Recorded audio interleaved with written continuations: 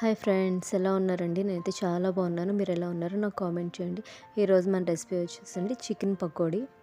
ఒక్కసారి నేను చెప్పినట్టు ట్రై చేయండి. మీరు బండి మీద తినే చికెన్ పకోడీ కన్నా టేస్ట్గా ఉంటుంది. నేను కిలో చికెన్ తీసుకున్నానండి. ఇక్కడ అల్లం వెల్లుల్లి పేస్ట్ 2 టేబుల్ స్పూన్స్,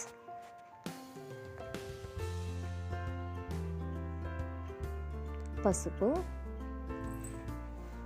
కారం నేను 1.5 తీసుకున్నానండి. మీరు కొంచెం స్పైసీగా తింటే ఇంకో స్పూన్ వేసుకోవచ్చు. Garam masala 1.5 table spoon, chicken masala 2 table spoons,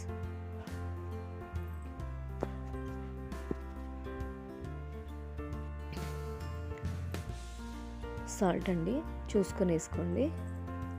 మీ టేస్ట్కి తగ్గట్టు వేసుకోండి. ఒకసారి మిక్స్ చేసుకుందాం. బాగా మిక్స్ చేసుకోండి.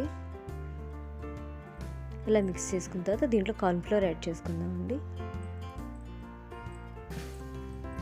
బాగా మిక్స్ చేసుకుందాం. చూసుకోండి, నాకైతే ఇప్పుడు నేను వేసింది అయితే సరిపోయిందండి. కరెక్ట్గా సరిపోయింది నేను వేసుకున్నది. ఇలా ఉండాలండి. దానికి తగ్గట్టు చూసి కార్న్ఫ్లోర్ వేసుకోండి. పచ్చిమిర్చి వేసుకుందాం.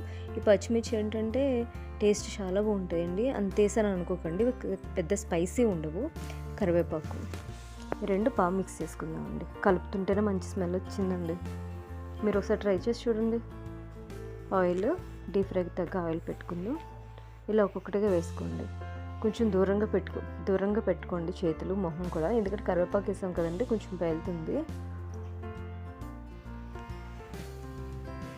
టేస్ట్ అయితే సూపర్ ఉంటాయండి. కరివేపాకు పచ్చిమిర్చి వల్లే మనకి మంచి టేస్ట్ వచ్చేస్తుంది.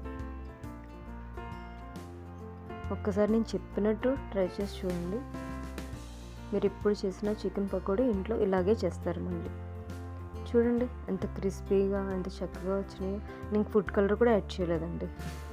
ఇలా ట్రై చేసి చూడండి, చాలా బాగుంటుంది, చాలా బాగా కుదురుతుంది కూడా. నా వీడియోస్ చూస్తున్నారు కానీ లైక్ చేయట్లేదండి. లైక్ చేయండి, షేర్ చేయండి. బాయ్.